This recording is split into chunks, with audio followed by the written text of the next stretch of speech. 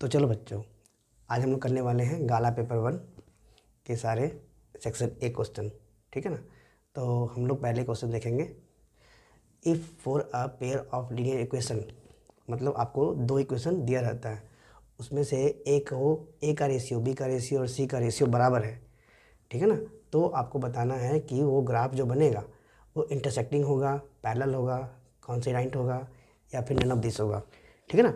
तो चलिए आपको बताता हूँ मैं कि यदि a1/a2 बराबर होता है, नॉट इक्वल टू होता है b1/b2 और नॉट इक्वल टू होता है c1/c2, तो ग्राफ्स इंटरसेक्टिंग होते हैं, ठीक है ना। तो ऐसा तो दिया हुआ नहीं है। c1/c2 भी आप लिख सकते हो, लेकिन दो से ही काम हो जाता है। दूसरा क्वेश्चन में क्या होता है कि a1/a2 बराबर हो b1/b2 के, लेकिन c1/c2 बराबर नहीं हो, तो बोलते हैं ग्राफ्स जो होंगे वो पैरेलल होंगे। तो लाइन पैरेलल होगा, इसमें जो है ना ये इक्वल टू नहीं होगा, तो लाइन पैरेलल होगा।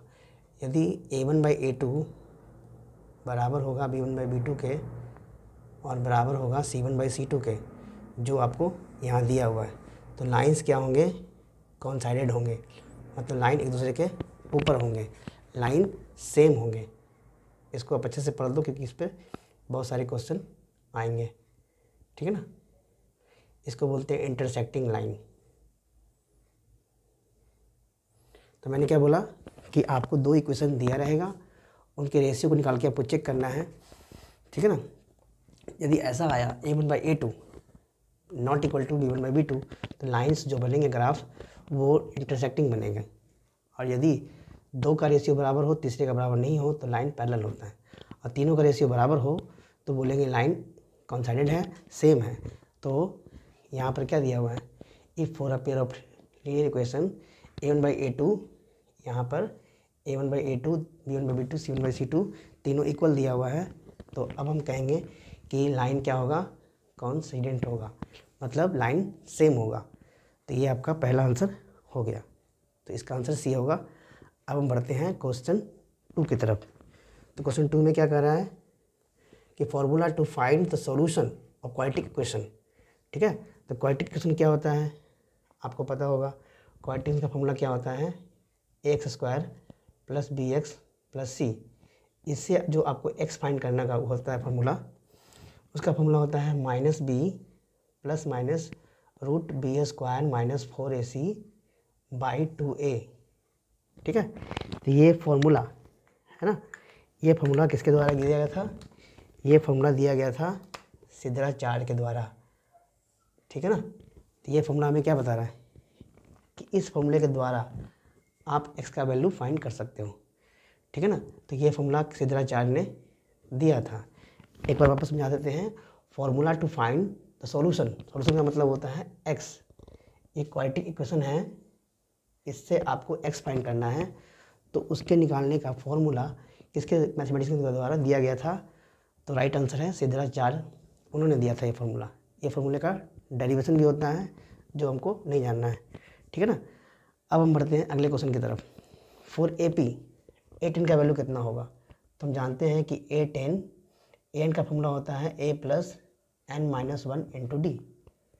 तो अब आपको n की जगह पर 10 रख देना है, तो यहाँ पर 10 - 1, तो इसका आंसर आ गया a + 9d। तो इसका सही आंसर कौन सा है, a + 9d, तो इसका आंसर सी है, ठीक है। तो समझ में आ गया होगा आप लोग को। अब बढ़ते हैं distance of the point A B निकालना है फ्रॉम द ऑरिजिन। मतलब एक ऑरिजिन है जिसका डिस्टेंस ए बी से फाइंड करना है, तो आप यहाँ से डिस्टेंस फार्मूला लगा लो और इसका आंसर निकल जाएगा। तो डिस्टेंस का फार्मूला होता है √x1 - x2 का स्क्वायर प्लस y1 - y2 का स्क्वायर। तो इसका आंसर क्या हो गया, a² + b²। तो इसका भी सही आंसर बी है ना। तो डिस्टेंस निकालना हो ऑरिजिन से ना, तो ऑरिजिन का कोऑर्डिनेट 0 0 होता है, तो खाली आपको यही स्क्वायर लिख देना है, अंडर रूट में प्लस में लिख देना है, ठीक है ना। यहाँ माइनस भी लिखा है लेकिन ये गलत आंसर है। यहाँ पर आपको लिखना है रूट में a² - b², क्योंकि ऑरिजिन का कोऑर्डिनेट 0 0 होता है, इसको हम लोगों ने यहाँ शिफ्ट कर दिया और ए बी को हम लोगों ने कहीं भी पॉइंट कर दिया। डिस्टेंस फाइंड करना है तो क्या फॉर्मूला होता है, x2 माइनस x1, ये दोनों x2 माइनस x1 कर दिया प्लस y2 माइनस y1 का स्क्वायर, डिस्टेंस हमारा फाइंड हो गया। ठीक है ना। चलिए अब हम बढ़ेंगे हमारे अगले क्वेश्चन की तरफ। इसका वैल्यू क्या कहा गया है, साइन स्क्वायर 45 का वैल्यू निकालना है। तो साइन 45 का वैल्यू 1/√2 होता है, इसका करेंगे स्क्वायर तो आंसर आएगा 1/2। तो इसका सही आंसर 1/2 है, बी आंसर सही है। ठीक है ना। तो अब हम बढ़ेंगे अपने नेक्स्ट क्वेश्चन की तरफ। ठीक है ना, जिसमें लिखा हुआ है for a given frequency distribution. Frequency distribution में एक मीन दिया हुआ है और आपको ये मोड दिया हुआ है और आपसे मीडियन पूछा गया है। ठीक है ना, इसे हम मीन कहते हैं, इसे मोड कहते हैं, इसे मीडियन कहते हैं। तो इसे निकालने के लिए फॉर्मूला है कि 3 median equal to z plus 2 mean. ठीक है ना, तो ये फॉर्मूला आप याद रखना कि 3 मीडियन बराबर z प्लस 2 मीन होता है। ये फॉर्मूला आप कैसे याद रखोगे, इसका ट्रिक बताता हूँ मैं कि मीडियन, मीन और मोड, इन सब में से सबसे ज़्यादा हार्ड अपना मीडियन होता है और उसके बाद हार्ड होता है मीन, फिर सबसे कम आसान होता है मोड। तो आपको नंबर लगा देना है 1 2 और 3। तो सबसे आसान है उसमें 1, थोड़ा हार्ड है 2, मीडियम हार्ड 2 और जो सबसे हार्ड है उसमें मीडियन, आपको नंबर लगा के छोड़ देना है। अब हम इस पर वैल्यू रख देंगे, हमारा आंसर आ जाएगा। तो चलिए अब हम बढ़ते हैं।